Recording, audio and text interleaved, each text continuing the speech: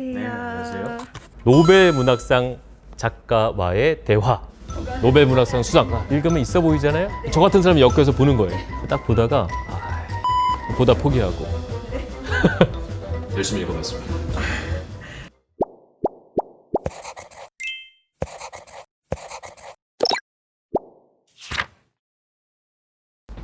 네, 뭐든 오랜만에 하려고 하면 좀 감각이 무뎌질 때가 있습니다. 오랜만에 책을 보려고 해도 무슨 책을 보는 게 좋을지, 어떤 책을 보면 나에게 도움이 될지 좀 헷갈릴 때가 있는데, 그래서 준비를 했습니다. MBC 아나운서들과 예스24가 함께 만드는 이 책 하나 시간입니다. 안녕하세요. 이 책 하나 북잡기 오늘 맡은 MBC 아나운서 전종환입니다. 혹시 더 와이프라는 영화 보셨을지 모르겠어요. 그 영화를 보면 한 노 작가가 나옵니다. 그 한 노 작가가 자신의 아내와 함께 이 상의 수상 소식을 듣고 나서 침대 위에서 정말 신나게 막 깡총깡총 뛰는 모습이 나오는데, 이쯤 되면 대강 짐작을 하셨을 것 같습니다. 바로 노벨 문학상을 타고 나서 이 노 작가는 그렇게나 행복했던 겁니다. 그만큼 노벨 문학상은 우리 작가들한테 평생 한번 타볼 수 있을까 이런 생각을 하게 만드는 상이고, 또 국내에서도 왜 연말만 되면 어느 시인이 탈 것 같다 그래서 그 앞에서 취재진들이 진을 치고 있고 막 이런 소동이 벌어지기도 하는 그런 상입니다. 그래서 사실 우리 모두가 노벨 문학상의 이름에 대해서는 잘 알고 있고, 또 노벨 문학상을 탄 작가까지 이름도 좀 압니다. 헤르만 헤세, günter grass 이렇게 이름은 잘 아는데, 자, 그렇다면 너는 그 작가에 대해서 정말 잘 아냐? 라고 물어봤을 때 잘 알아. 이렇게 대답할 수 있는 작가는 드뭅니다. 저도 솔직히 말씀드리면 작가들 이름은 낯이 익지만 정말 잘 아냐? 자신 없습니다. 그런 분들을 위해서 아마 오늘 책은 도움이 될 것 같습니다. 노벨 문학상 작가와의 대화, 이 책을 준비를 해봤습니다.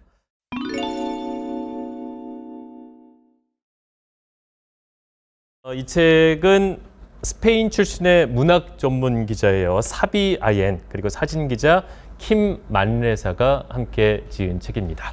그래서 이렇게 전문 사진 작가가 있다 보니까 정말 아름다운 멋진 흑백 사진들이 실려 있고요.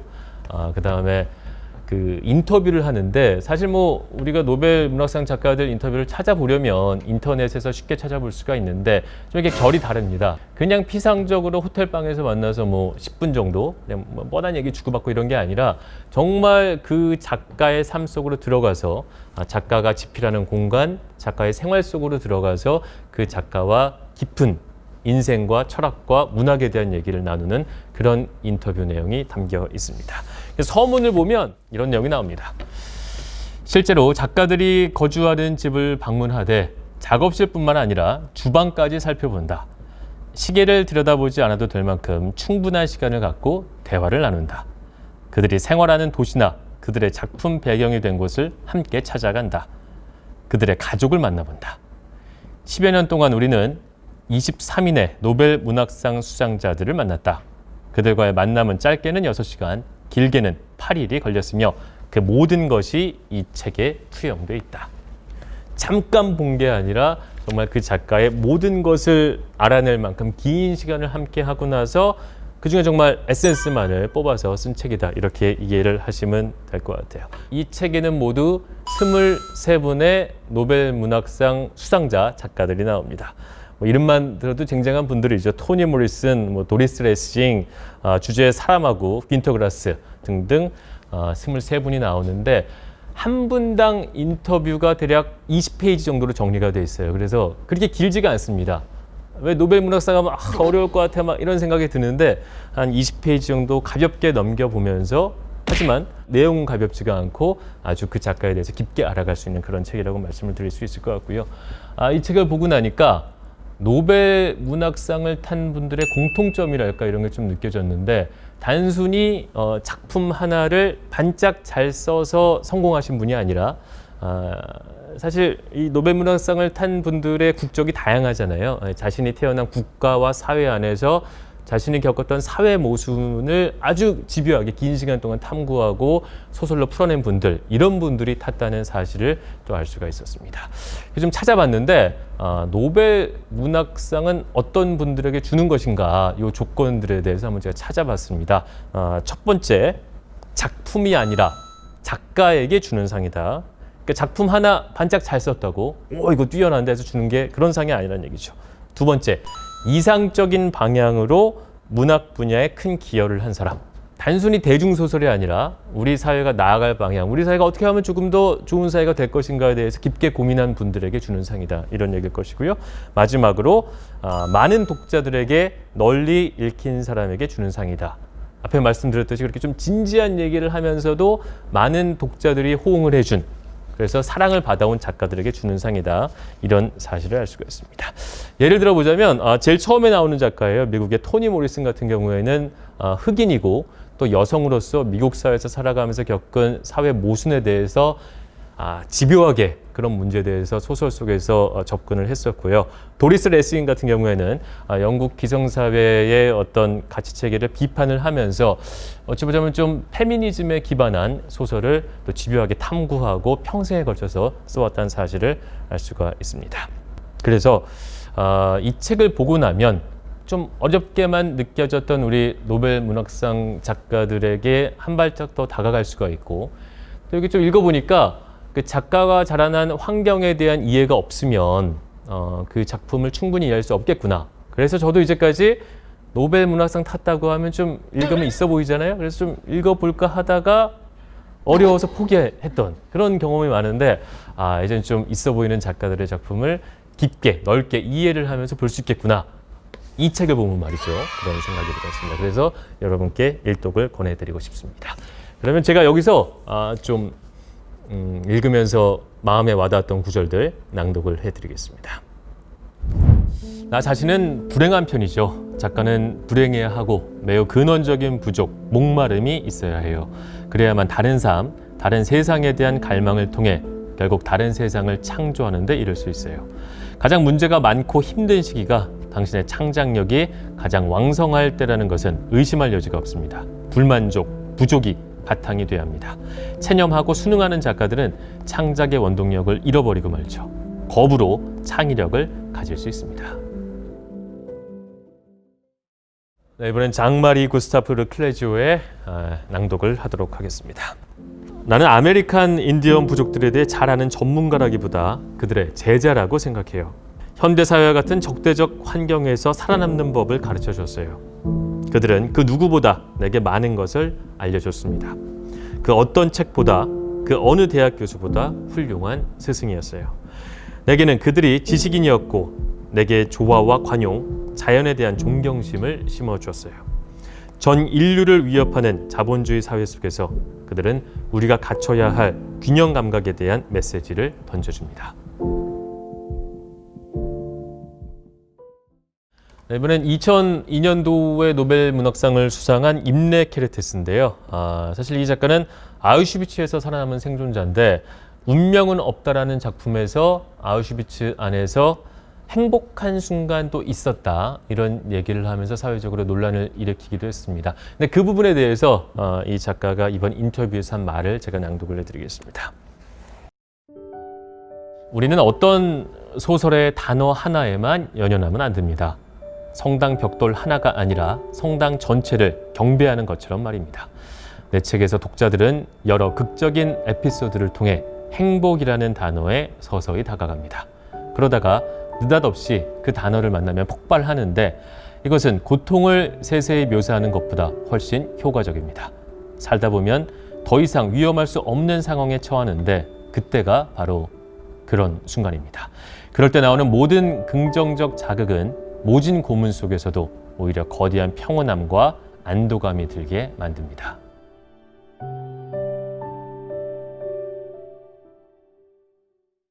노벨 문학상 작가와의 대화, 이 책의 설명을 들으시고 나서 조금은 더 이분들과 가까워졌으면 하는 바람이고요. 자, 그러면 이 책 하나 시청자 여러분들을 위해서 오늘 시간 마무리하기 전에 퀴즈 하나 내드리겠습니다. 노벨상은 바로 알프레드 노벨의 유지에 따라서 제정이 된 상입니다. 그렇다면 알프레드 노벨은 어느 나라 사람일까요? 보기가 있습니다. 1번 스위스, 2번 스웨덴, 3번 덴마크, 4번 한국. 한국은 아니겠죠? 네. 댓글로 남겨주시면요 선정을 해서 연락을 드리도록 하겠습니다. 시청 소감 남겨주신 분들도 저희가 선정을 해서 선물 드리도록 하겠습니다. 지금까지 이 책 하나의 북잡기 MBC 아나운서 전종환이었습니다. 어떤 작가 제일 좋아하세요? 아나운서님? 여기서요? 토니 모리슨이랑 저는 도리스 레싱이 인상적이던데요. 사진 너무 멋있어요. 도리스 레싱 막 이렇게 주름진 얼굴 막 전 이런 게 너무 멋있더라고요.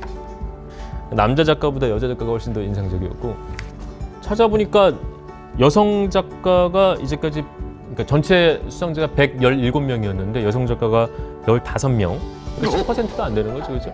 더 많이 좀 다양화시킬 필요가 있지 않을까 그런 생각도 듭니다. 영화 봤었고 소설보다 포기했었어요. 저는 대부분 포기했습니다. 그러다가 또 진짜 허영심 있어갖고 한 번씩 탔어? 딱 보다가 어렵네. 그게 다 배경을 잘 몰라서였던 것 같아요. 이 소설가가 어떤 문제에 천착하는지 그다음에 자라난 환경이 어떤 것인지를 좀 알았으면 더 쉽게 볼 수 있었을 것 같은데 그런 배경 지식이 없이 그냥 접근을 하니까 쉽게 포기하고 그냥 말아버렸던 거 아닌가 싶더라고요.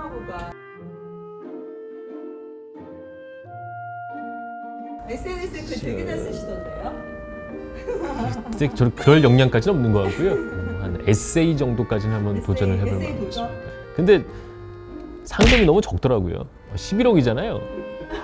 지금 서울 아파트 한 채 딱 간신히 살 거잖아. 이게 옛날에 한 20-30년 전에 그 돈이면 이야 인생 폈구나 막 이렇게 생각할 수가 있는데 지금은 인플레이션을 감안을 해서 좀 올려줘야 되지 않나. 좀 아쉽더라고요.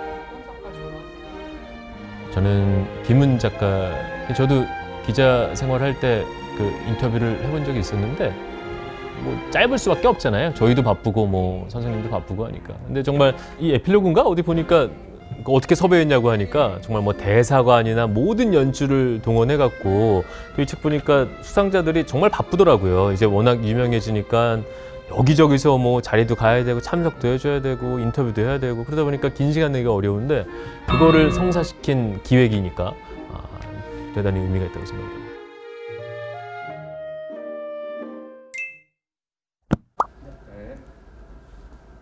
칠게요. 하나, 둘, 셋. 안녕하십니까. 잠시 돌아온 MBC 뉴스투데이의 전 앵커 전종환입니다. 제가 지난 2년간 앵커로 진행했던 MBC 뉴스투데이에 스마트 리빙이라는 코너가 있었습니다. 유익한 생활 정보, 경제 상식, 레시피 등을 총망라한 코너였었는데 그 제작팀에서 책을 한 권 만들었습니다. 바로 2021 부자되는 다이어리 스마트 리빙 북입니다.